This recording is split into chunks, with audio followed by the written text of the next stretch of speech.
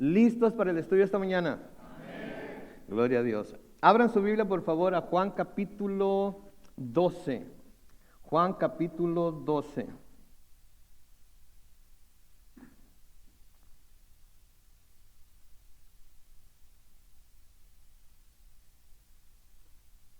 Juan capítulo 12. Cuando lo encuentren, digan.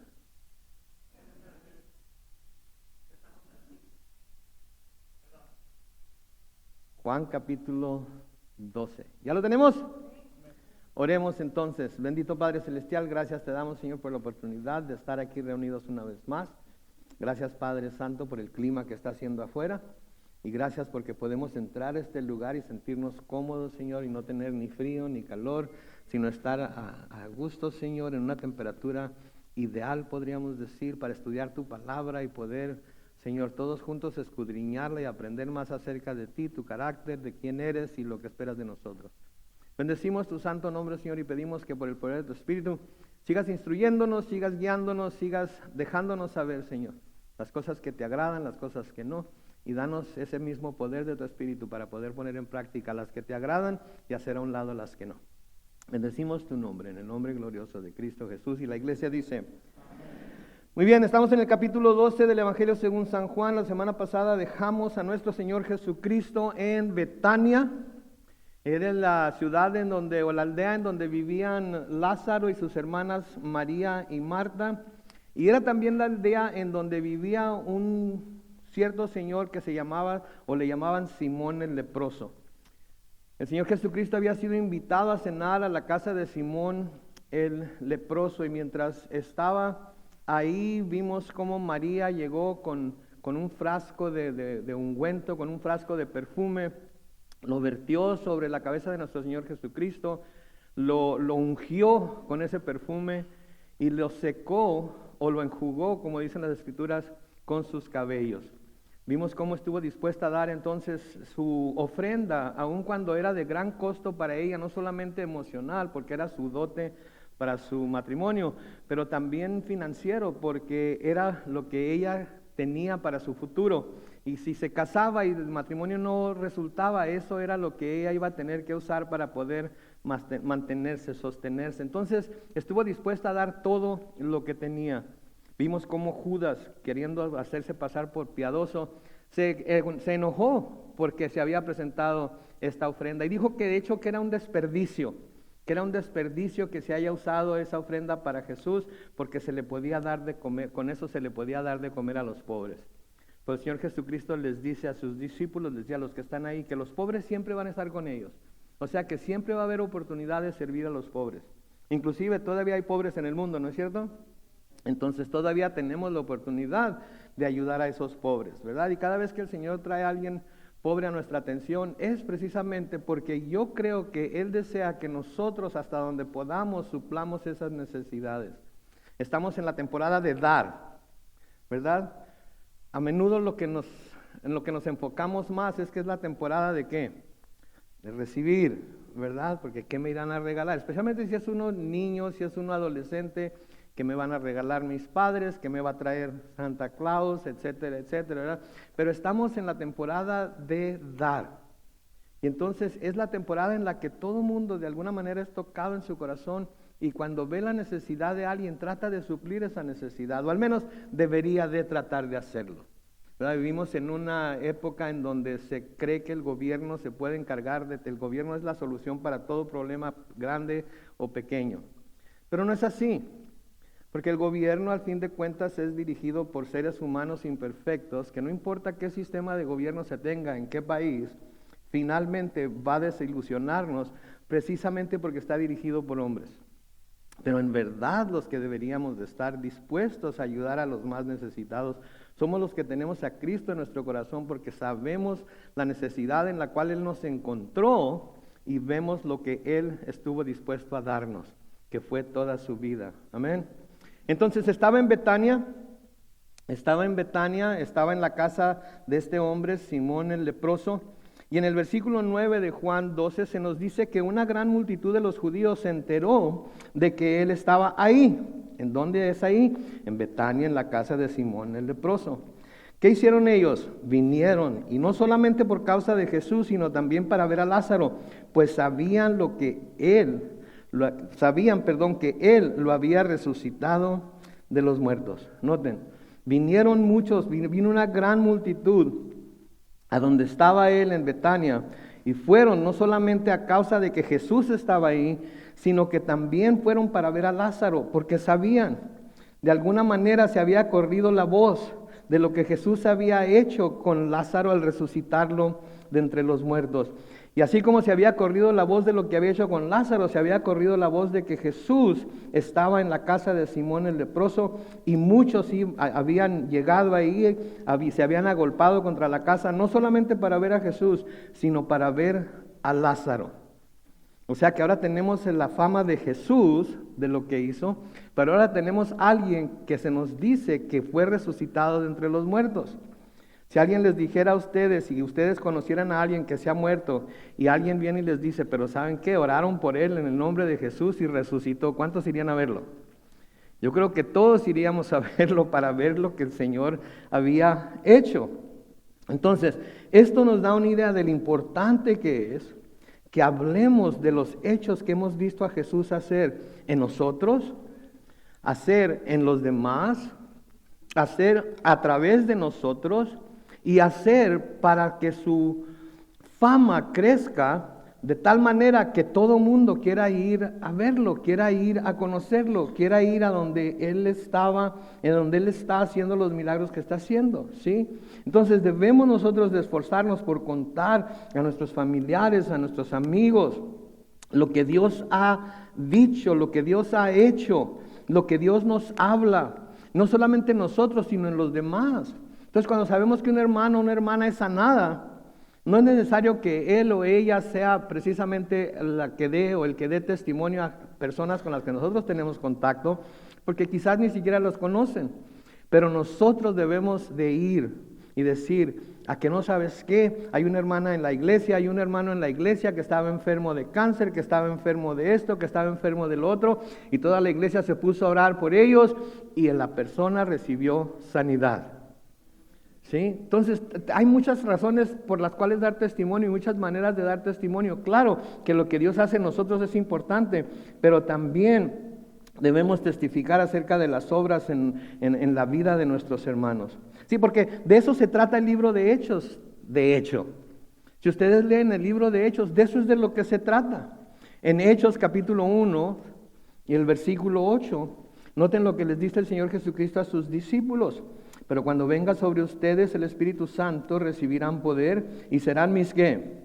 Mis testigos en Jerusalén, en Judea, en Samaria y hasta lo último de la tierra. Sí, entonces empezó ahí en Jerusalén, pero luego se fue extendiendo en todo el área de Judea, y luego se extendió más hasta el área de Samaria y luego en toda la tierra. Obviamente en este caso se tenía pensada, o los que escucharon tenían pensado que era toda la tierra que se conocía, pero el Señor Jesucristo estaba hablando acerca del futuro en que toda la tierra, todos los pueblos, todas las naciones, todas las etnias, todas las lenguas iban un día a escuchar el Evangelio de Jesucristo, y todos iban a tener la oportunidad de convertirse a Él y ser salvos de sus pecados. Cuando Pedro y Juan fueron echados en la cárcel por predicar a Jesús en Jerusalén, se nos dice en Hechos capítulo 5, comenzando con el versículo 19 y hasta el 21, la primera parte del 21, estaban en la cárcel, y en la noche un ángel del Señor llegó y abrió las puertas de la cárcel.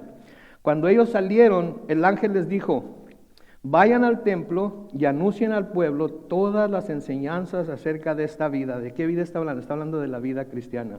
Y luego de oír esto, se levantaron, se salieron de la cárcel y corrieron lo más rápido que pudieron para salirse de la ciudad y no hacer caso de lo que les dijo el ángel para que no los persiguieran. ¿Eso es lo que dice ahí? No, dice, luego de oír esto, entraron en el templo por la mañana, ¿y qué hicieron? Se pusieron a enseñar.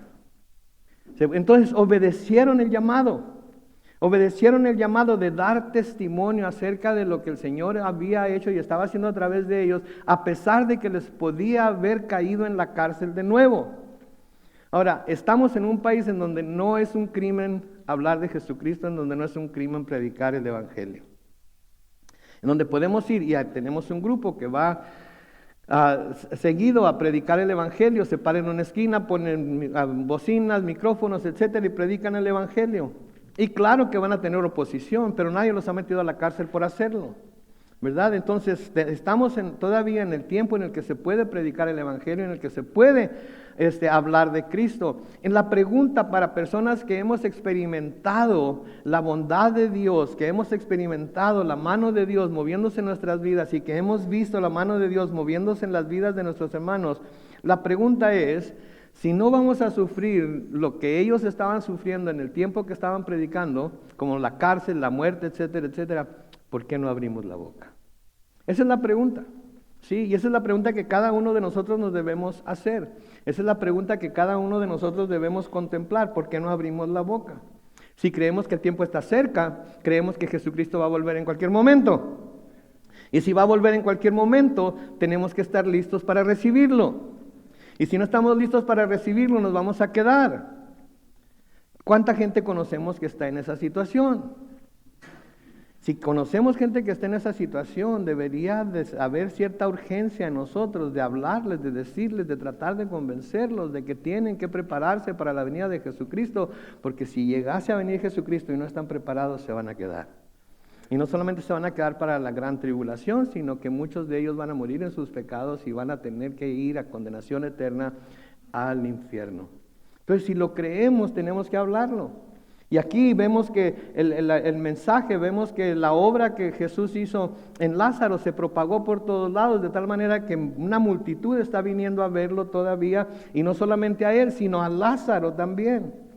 De nuevo en el libro de Hechos, en el capítulo 18, los versículos 9 y 10, dice esto: una noche, mientras Pablo dormía, el Señor le dijo en una visión: no temas, habla y no calles, porque yo estoy contigo, y nadie podrá hacerte daño, porque en esta ciudad cuento con mucho pueblo. Note lo que le dice: no temas, habla y no calles. ¿Saben qué? Yo les digo con confianza en mi corazón, yo les digo que este es un mensaje de Dios para nosotros como individuos y como iglesia también. Este es un mensaje, esta es una palabra de Dios para nosotros como individuos y como iglesia también, de que primero, no debemos de temer. Segundo, debemos de mantenernos hablando. Tercero, no podemos callarnos. No podemos callarnos, es demasiado importante. ¿Sí? Es mucho lo que la gente va a perder si no se les da la oportunidad de acercarse a Jesucristo, si no se les da el mensaje. Ahora, si se les da el mensaje y lo rechazan, la sangre de ellos, nuestras manos están limpias de la sangre de ellos. Pero si no les decimos y no les damos la oportunidad de que escuchen, entonces la sangre de ellos se va a pedir de nuestras manos. Porque tenemos la verdad, porque conocemos la verdad, pero no hablamos de la verdad. Y tenemos que hablar la verdad. Sin embargo, aprendemos que no todos los que iban a ver a Lázaro iban solo por ver el milagro que se había hecho, sino que buscaban, vamos a ver más adelante, buscaban matarlo. Pobre Lázaro, ¿no es cierto? Se había enfermado, se había muerto. El Señor lo había resucitado de entre los muertos y ahora estaba completamente sano, viviendo su vida. ¿Y qué es lo que sucede? Que aquellos que están opuestos al Señor Jesucristo, ¿qué quieren hacer con Lázaro? Matarlo otra vez. ¿Sí? Entonces, Lázaro, entonces no iban a solo por ver a Jesús, iban a ver a Lázaro, pero no solo por ver el milagro que se había hecho, sino que lo buscaban para matarlo por lo que Jesús había hecho en él. Se estaban apartando, la gente se estaba apartando de los judíos y sus enseñanzas para volverse a Jesús. Noten lo que dice en el versículo 10. Pero los principales sacerdotes acordaron matar también a Lázaro, pues por causa de él muchos de los judíos se apartaban y creían en Jesús. Entonces Jesús hace un milagro, resucita a un muerto. Los principales sacerdotes se dan cuenta que por lo que Jesús hizo con Lázaro, muchos están dejándolos a ellos y están creyendo en Jesús. ¿Y cuál es su solución? Matar a Lázaro. Matar a Lázaro. Perseguir a Lázaro. Ya no solamente a Jesús, sino también a Lázaro. Ahora tenemos que entender algo aquí, que entre los sumos sacerdotes había personas de la secta de los saduceos.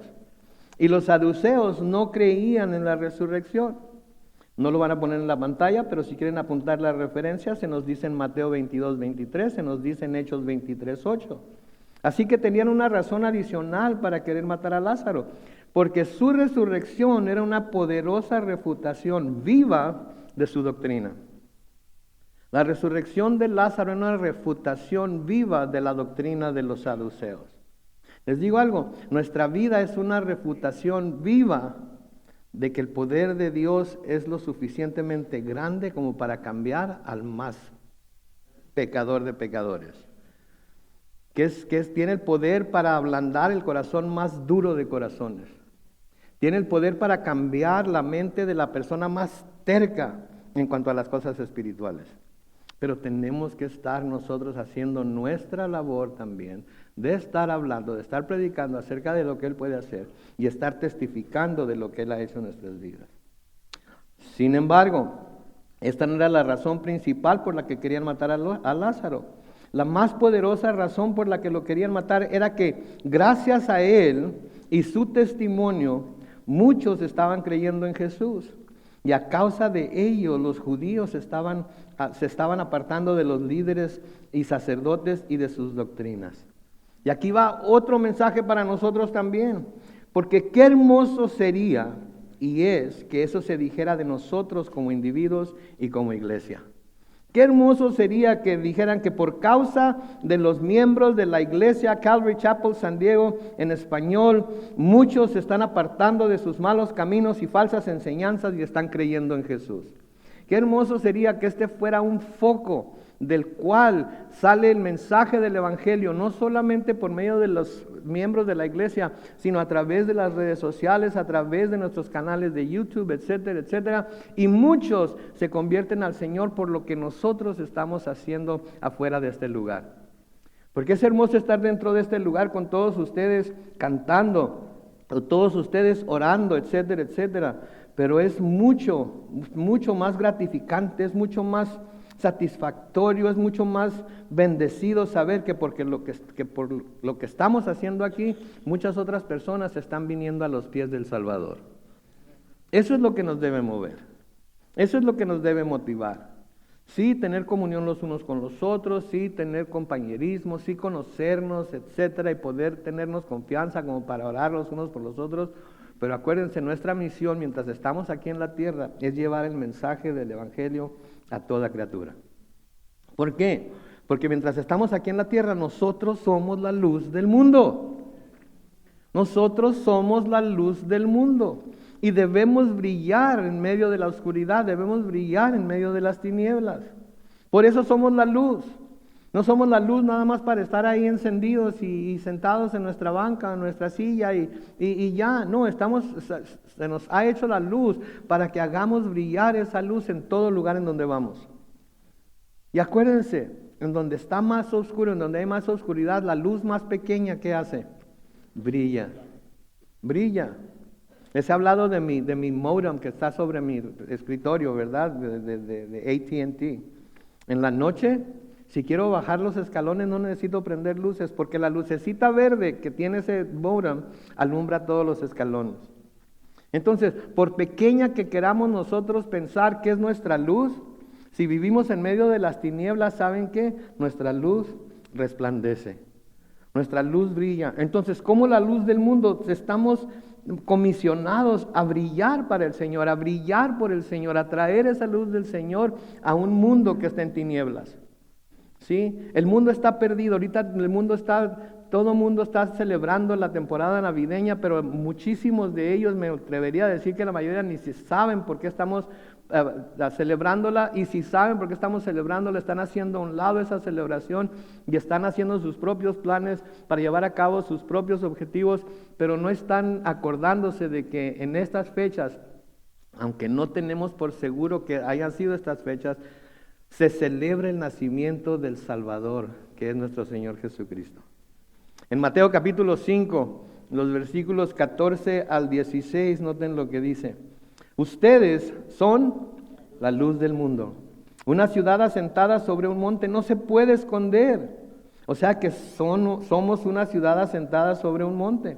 Tampoco se enciende una lámpara y se pone debajo de un cajón. El Señor no encendió nuestra luz y nos puso debajo de un cajón, sino sobre el candelero, para que alumbre a todos los que están en casa. De la misma manera que la luz de ustedes alumbre delante de todos, para que todos vean sus buenas obras y glorifiquen a su Padre que está en los cielos. Mis hermanos, ahorita es una gran oportunidad para hacer que nuestra luz brille.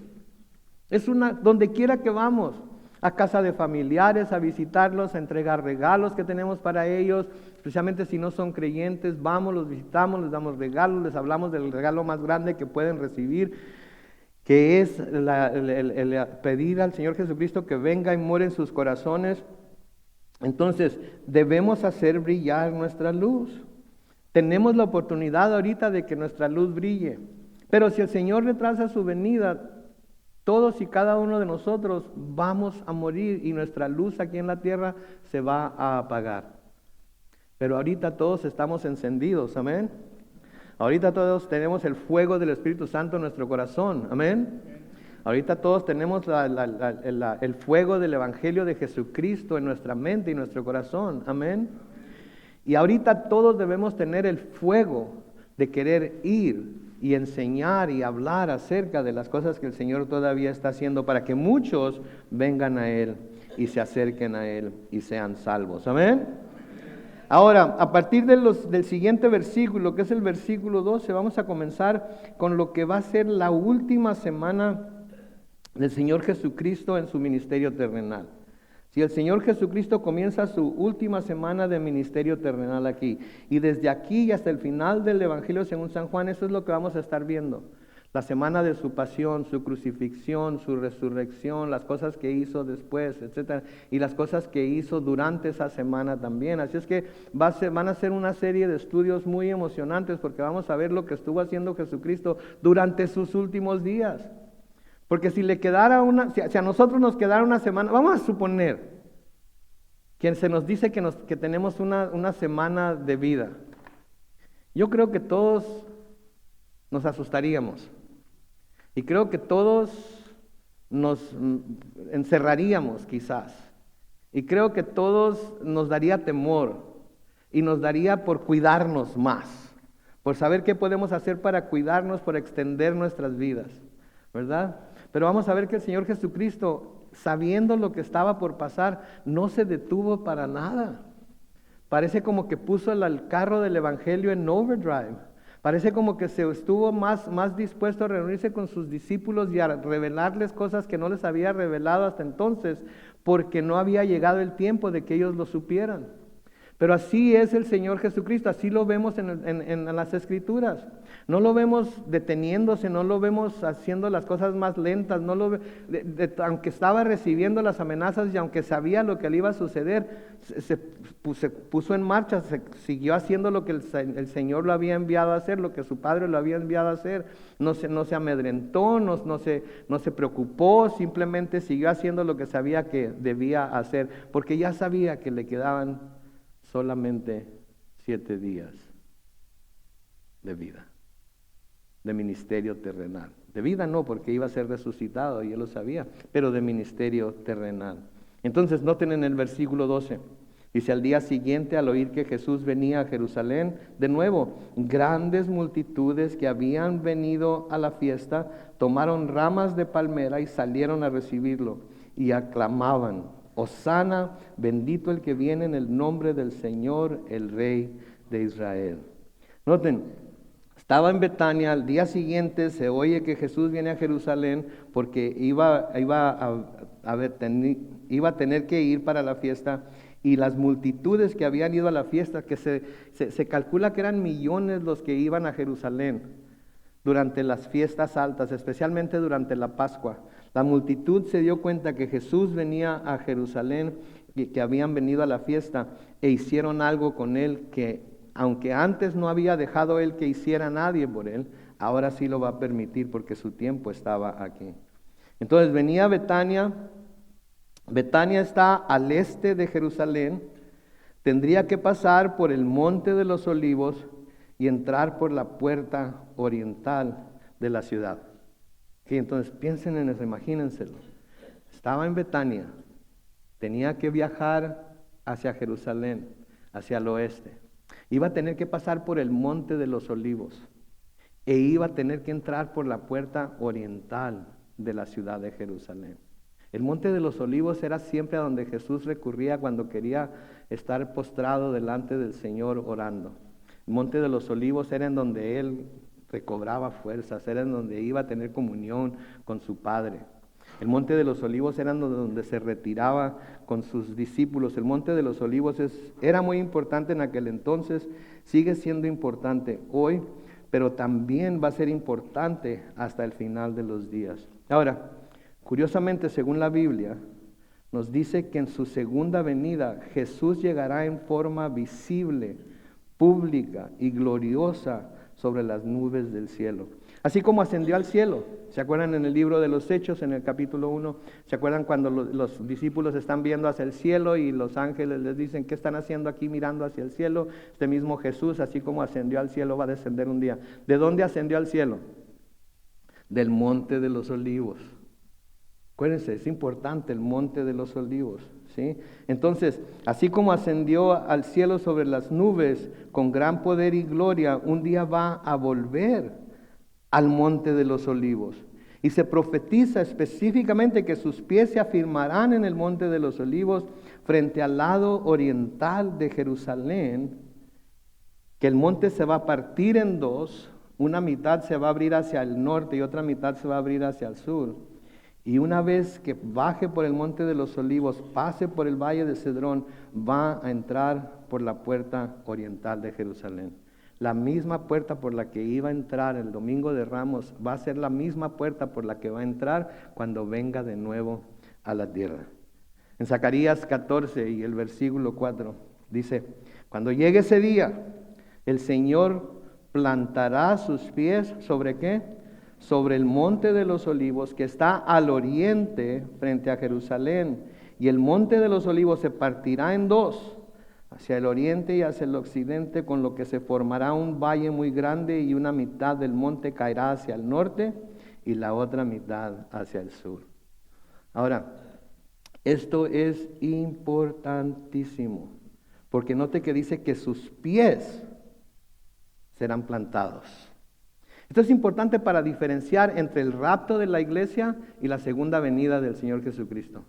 Porque en el rapto de la iglesia, ¿qué va a hacer? Va a descender en las nubes, el arcángel va a tocar la trompeta, ¿sí? Los muertos en Cristo resucitarán primero, estarán llevados al cielo, los que todavía estemos vivos, que somos creyentes, vamos a ser arrebatados y juntamente con los que fueron resucitados y con Jesús nos vamos a ir al cielo a celebrar la cena de las bodas del Cordero. Los pies de Jesús nunca van a tocar la tierra durante el rapto.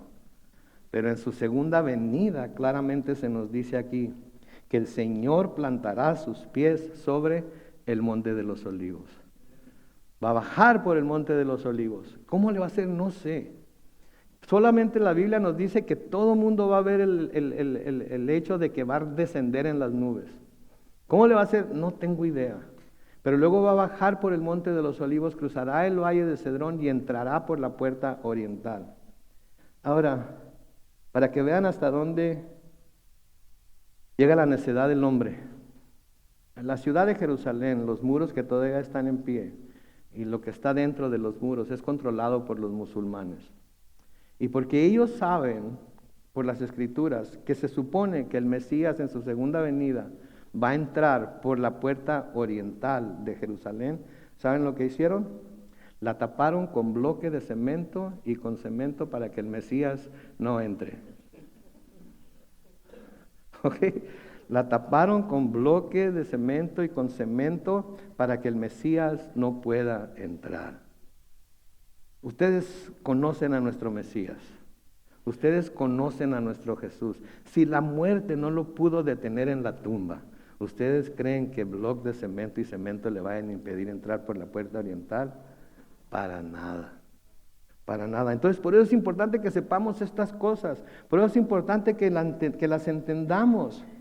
Sí, porque cuando entendemos estas cosas nos damos cuenta de la revelación progresiva de Dios y de cómo se ata el Antiguo Testamento con el Nuevo Testamento, y los hechos del Nuevo Testamento testifican acerca de la veracidad de lo que el Antiguo Testamento nos dice, como vamos a ver ahorita.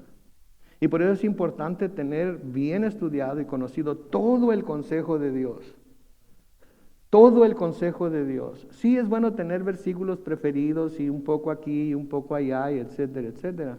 Pero tenemos que tener todo el consejo de Dios para poder entender en su totalidad el plan que Dios tiene. Entonces, ¿qué sucedió en esta ocasión en que el Señor Jesucristo entró a Jerusalén, en lo que se llama la entrada triunfante en Jerusalén? Versículo 13 dice: tomaron ramas de palmera y salieron a recibirlo. Y clamaban: Hosana, bendito el que viene en el nombre del Señor. Y luego noten que dice: el Rey de Israel. De nuevo, esta sería una semana antes de la resurrección de Cristo. Y es el domingo que en nuestros días se llama el Domingo de Ramos. Ahora, la palabra Hosana también es importante, porque la palabra Hosana quiere decir salve ahora. Quiere decir salve ahora. Y está tomada de lo que se dice en el Salmo 118 y el versículo 25. Noten, Salmo 118, versículo 25. Dice: Señor, te ruego que vengas a salvarnos. Eso se traduciría Hosana. Te ruego que nos concedas la victoria. Entonces, esta era la rogativa del pueblo de Israel a Dios. Esto era lo que ellos esperaban. Esto era lo que ellos anticipaban. Y podemos ver entonces aquí cómo la expectativa del pueblo era que Jesús venía a salvarlos de la opresión romana. Venía a salvarlos del poder de la bota romana sobre sus cuellos.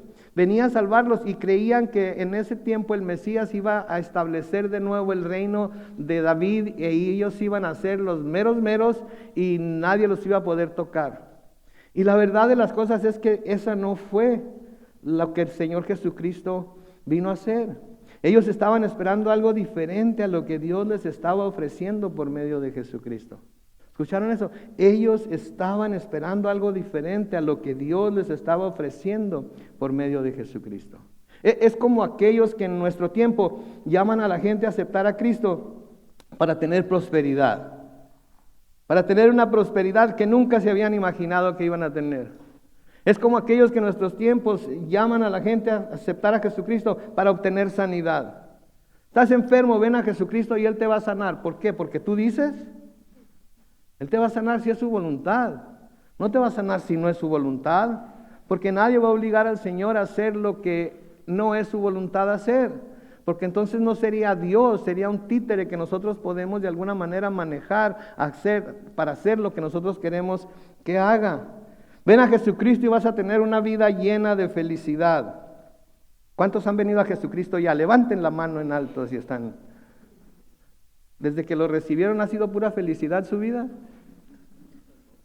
¿Verdad que no? Ha habido altas, bajas, ha habido tiempos de mucha alegría, mucha felicidad, ha habido tiempos de mucha tristeza, de mucho dolor. ¿Sí? ¿Por qué? Porque es la voluntad de Dios, porque vivimos en un mundo caído. ¿Sí? Y sufrimos las consecuencias del pecado. Y entre más viejos nos hacemos, más sufrimos las consecuencias del pecado en nuestros cuerpos. No que estemos pecando necesariamente, pero la razón por la que nuestro cuerpo se está deteriorando y todo eso es porque tarde o temprano vamos a tener que entregar el espíritu y este cuerpo va a de volver a la tierra de donde fue tomado. ¿Sí? Ven a Jesucristo y vas a recibir todo lo que anhelas recibir. No todo, ¿verdad? Pero sí lo que necesitamos, ¿verdad? Y a veces, mis hermanos, no nos gusta aceptarlo, pero a veces necesitamos tiempos difíciles para que nuestra atención se vuelva a Él. Porque reconocemos que cuando más cercanos queremos estar de Él, cuando más buscamos acercarnos a Él, es cuando las cosas no están bien.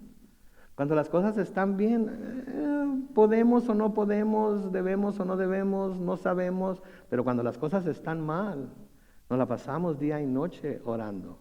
Nos la pasamos día y noche pidiendo a Dios que nos ayude, pidiendo a Dios que nos sane, pidiendo a Dios que supla para nuestras necesidades.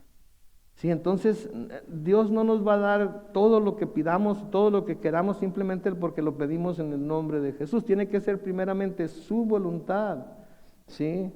Y la verdadera razón, en realidad, la verdadera razón por la cual se le debe aceptar es para que Él nos salve de las consecuencias de nuestro pecado. Yo no sé ustedes, pero eso fue lo que me hizo aceptar a Jesucristo a mí. Cuando me di cuenta de la situación tan peligrosa en la que me encontraba, cuando andaba perdido en el mundo, pecando a diestra y siniestra, haciendo lo que a mí me venía en ganas, sin tomar en cuenta lo que Dios decía en su palabra y conociendo su palabra porque crecí en cuna cristiana. Cuando me di cuenta de que si hubiera hubiera muerto en mis pecados, hubiera pasado a una vida de tormento eterno. Eso fue lo que me hizo querer decir, Señor Jesucristo, perdóname por mis pecados, no quiero morir en ellos. Quiero nacer de nuevo. Esa es la razón. Y hay tanta gente que desafortunadamente es engañada a creer que si viene a Jesucristo todos sus problemas se van a acabar, que cuando sus problemas no se acaban, dudan de que el Señor Jesucristo es quien dice ser, dudan de que Dios tenga el poder para hacer las cosas que nosotros decimos que puede hacer. Entonces la razón por la que predicamos el Evangelio no es para que tu vida sea mejor de lo que es ahorita. La razón por la que te predicamos el Evangelio es porque queremos que cuando termine tu tiempo en esta vida, tengas la habilidad para poder pasar a una mejor vida. Entonces sí, una mejor vida con el Señor en el cielo para toda la eternidad. Porque esta vida se va a acabar. Si el Señor retrasa su venida, esta vida se va a acabar. Si el Señor retrasa su venida otros 100 años, el 100% de los que estamos aquí ya no vamos a estar. ¿Sí? Y eso es en lo que nos debemos de fijar. Eso es lo que tenemos que tener presente, porque no importa qué tan viejos seamos, no sabemos cuánto tiempo vayamos a vivir. Puede ser que el Señor nos dé otros 20, 30 años, yo no sé cuánto quieran vivir ustedes, ¿verdad? Pero no importa tampoco qué tan jóvenes seamos, porque nuestra vida puede acabarse en un momento.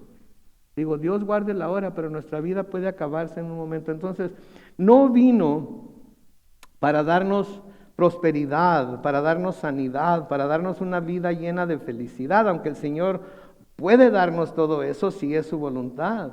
La verdadera razón por la que se le debe aceptar, la única razón por la que se le debe aceptar, es para que nos salve de nuestros pecados. ¿Sí? Es para que nos salve de nuestros pecados. ¿Sí? Y si nos preocupamos primeramente por estar o tener una visión correcta de lo que es el reino de Dios en nuestras vidas y corazones, ¿qué nos dice las Escrituras? Busca primero el reino de Dios y su justicia, y ¿qué pasa? Lo demás será añadido. Pero nuestra primera preocupación es buscar el reino de Dios, porque solamente a través del Rey, de ese reino, podemos ser salvos de nuestros pecados, porque esa fue la misión con la que fue enviado. En Mateo capítulo 1 y el versículo 21 se nos dice, cuando se le fue a decir a María que iba a tener un hijo, le dice el ángel a José, María tendrá un hijo, a quien pondrás por nombre ¿qué? Jesús. ¿Por qué? Porque Él salvará a su pueblo de sus pecados. Por eso se llama Jesús. Por eso se llama Jesús. Ya Jehová Shua, salva. Jehová salva, Jesús salva, porque Él salvará a su pueblo de sus pecados. Para eso vino, pero no lo conocieron, no vieron la misión que Él traía, tenían una expectativa de lo que Él tendría que hacer, y cuando no cumplió esa expectativa, ¿qué hicieron? Lo mataron. En Lucas capítulo 2 y el versículo 11 se nos dice, cuando los ángeles vinieron a avisarles a los pastores acerca del nacimiento de Jesús, se nos dice, hoy en la ciudad de David les ha nacido un ¿qué? Un Salvador que es Cristo el Señor. No les ha nacido un abuelito bonachón que les va a dar un cheque en blanco para que tengan todo lo que quieren. No, ha nacido un Salvador que es Cristo el Señor. En Hechos capítulo 5, los versículos 30 al 32, noten lo que dice ahí. El Dios de nuestros antepasados resucitó a Jesús, el mismo al que ustedes, se les está diciendo a los líderes religiosos de los judíos, mataron y colgaron de un madero, que es otra palabra para decir cruz. Versículo 31, pero Dios por su poder lo ha exaltado y sentado a su derecha como príncipe y ¿qué?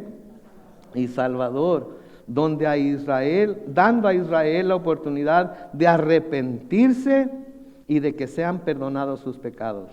De esto somos testigos nosotros y también el Espíritu Santo que Dios ha dado. ¿A quiénes?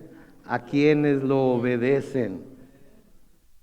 A quienes lo obedecen. Y cuando habla de que lo obedecen, no está hablando de obedecer los 10 mandamientos y obedecer todas las leyes. No, a quienes obedecen al llamado de aceptar a Jesús para el perdón de pecados.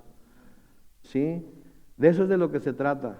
No se trata de obedecer al pie aunque deberíamos de esforzarnos por hacerlo, no se trata de que el Espíritu Santo de Dios se es dado solamente a los que obedecen la ley de Dios al pie de la letra por toda su vida, sino que lo obedecen al creer en Jesús para el perdón de pecados. Ahora noten algo también aquí, noten que aquí lo llaman Rey de Israel. Y hasta ese momento Jesús había desalentado las expresiones de apoyo del pueblo, como lo vimos en Juan capítulo 6, versículo 15, como lo vimos en el capítulo 7, los versículos 1 al 8. Pero ahora estaba permitiendo que la gente lo llamara el Rey de Israel, y no solamente que lo llamara, sino que lo llamara con entusiasmo, que lo gritaran a los 4 vientos. ¿Y por qué? ¿Por qué lo permitió? Porque su tiempo para darse a conocer como el Mesías prometido había llegado y Él lo recibe con entusiasmo. A pesar de lo que eso significaba para Él, Él los recibe con entusiasmo. No los detiene, no les dice cállense. Es más, cuando le dijeron, oye lo que tus discípulos están diciendo, diles que se callen. ¿Se acuerdan lo que les dijo a los que le dijeron que se callaran? Si estos se callan, ¿qué va a pasar? Las piedras van a hablar. Era el tiempo, era su tiempo y estaba dispuesto a recibirlo a pesar de lo que estaba por pasar durante toda esa semana. Mis hermanos, cuando se nos habla en Filipenses de que debe haber en nosotros el mismo sentir que hubo en Cristo, todo esto está implicado en ello. Todo esto está implicado en ello. ¿Sí? Entonces, mientras más cercano está nuestro tiempo, más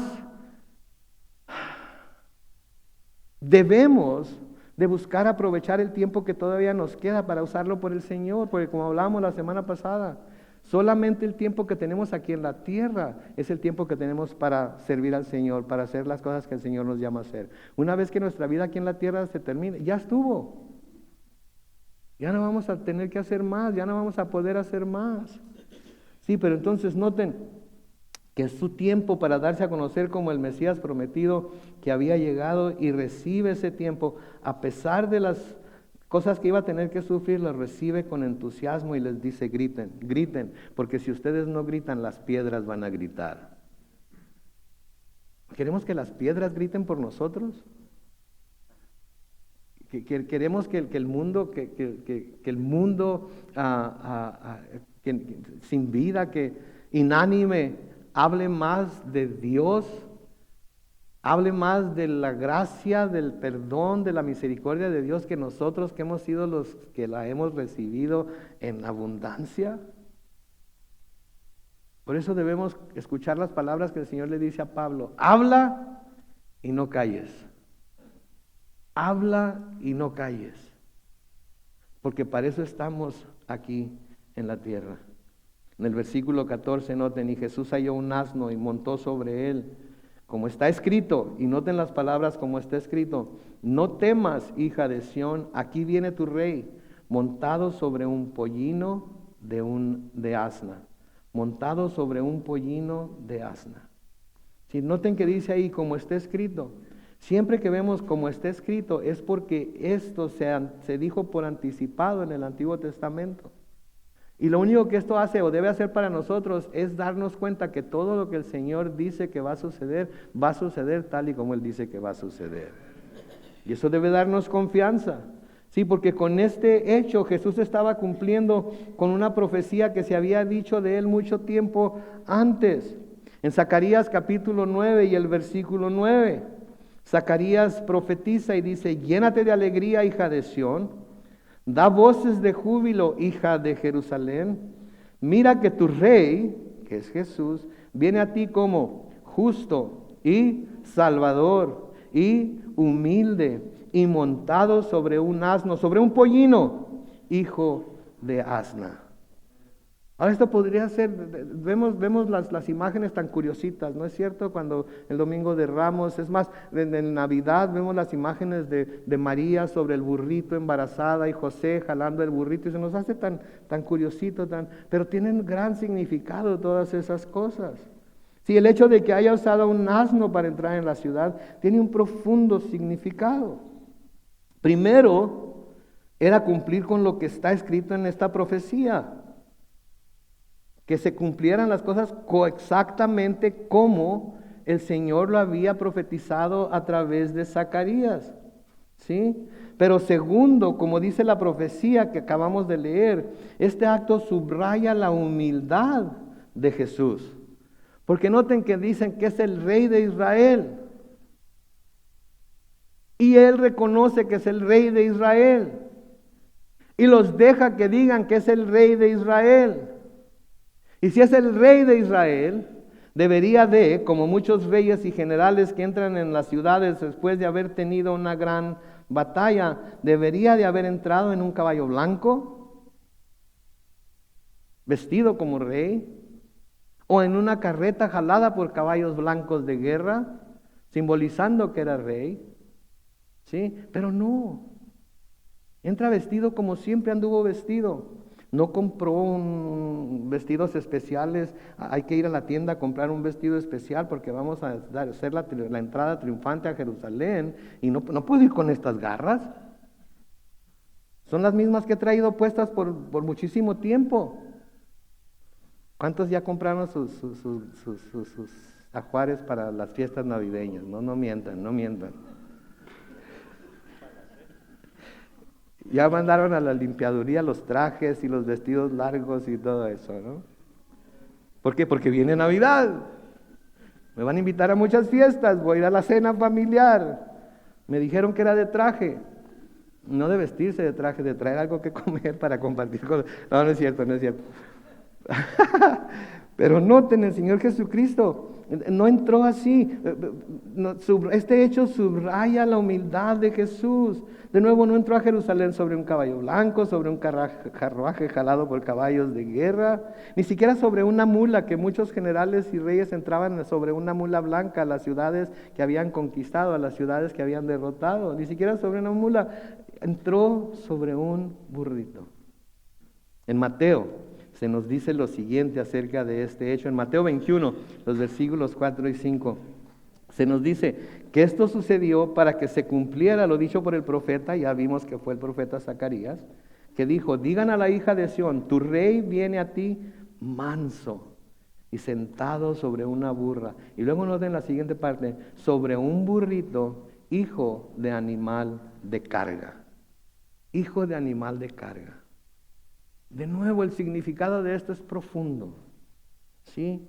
Y el hecho de que haya entrado en este burrito, hijo de animal de carga, es muy apropiado. Porque así como el burrito era para llevar carga sobre sus espaldas, sobre su lomo, así Jesús llevó sobre sí mismo los pecados de todo el mundo. Así Jesús llevó sobre sí mismo los pecados de todo el mundo. ¿Sí? Se humilló a sí mismo. Vamos a ver ahorita. Sí, se humilló a sí mismo.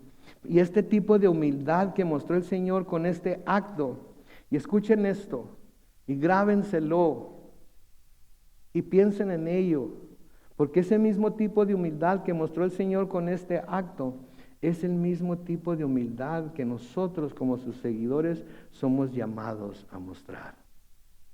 No importa cuál sea nuestro estatus en este mundo, no importa cuánto tengamos o cuánto no tengamos, ¿sí? Porque a veces cuando no tenemos también podemos ser muy soberbios y orgullosos, ¿verdad? Mi mamá siempre ha tenido un dicho que dice, el hambre los tumba y el orgullo los levanta, ¿verdad? Entonces no se tiene que ser pobre para ser humilde, pero tampoco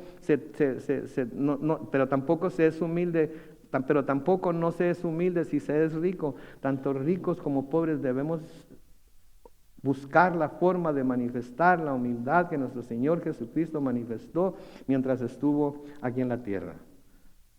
Como sus seguidores somos llamados a ser humildes, a no creer más de nosotros mismos de lo que debemos, a no creernos mejor que los demás, sino a saber que cualquiera de nosotros puede estar en la situación del otro y que es solamente por la gracia de Dios que no estamos. Hay hermanos enfermos en nuestra congregación. Hay hermanos que están esperando resultados de estudios, de biopsias, etcétera, etcétera.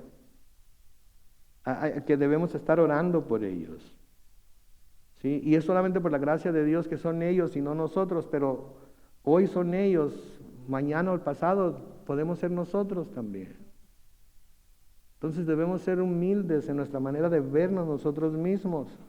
Y nunca debemos creer que ya lo tenemos todo descifrado, que ya lo tenemos todo entendido y que nadie nos va a enseñar nada. Porque mis hermanos, podemos vivir hasta los 100 años y todavía vamos a estar aprendiendo, especialmente cuando hablamos acerca de la bondad, de la gracia y de la misericordia de Dios. Porque somos tan hábiles para probar la misericordia, la gracia y el perdón de Dios. ¿No es cierto? Constantemente lo estamos probando, ¿no es cierto? Sabemos y de todas maneras lo probamos, ¿verdad? Pero entonces este tipo de humildad que mostró el Señor con este acto es la clase de humildad que nosotros somos llamados a mostrar. Noten lo que nos dice el profeta Isaías en Isaías 57:15. Isaías 57:15, porque así ha dicho el alto y sublime, el que habita la eternidad y cuyo nombre es santo. Yo habito en las alturas, en santidad, pero también doy vida a los de espíritu, ¿qué? Humilde y quebrantado, y a los quebrantados de corazón. También doy vida a los de espíritu humilde, a los que no se creen la divina garza, como hablábamos el martes pasado, a los que no se creen el papá de los pollitos, a los que no se creen que están por encima de los demás, aunque estén por encima de los demás, sino que prefieren mostrarse humildes porque saben que todo lo que tienen viene de la mano de Dios a la suya y nada ha sido logrado por ellos mismos. En Mateo capítulo 11, los versículos 28 al 30, se escribe ahí: vengan a mí todos ustedes los agotados de tanto trabajar, que yo los haré descansar. Noten el versículo 29, lleven mi yugo sobre ustedes, ¿y qué? Aprendan de mí, que soy manso y humilde de corazón, y hallarán descanso para su alma, porque mi yugo es fácil y mi carga es divina.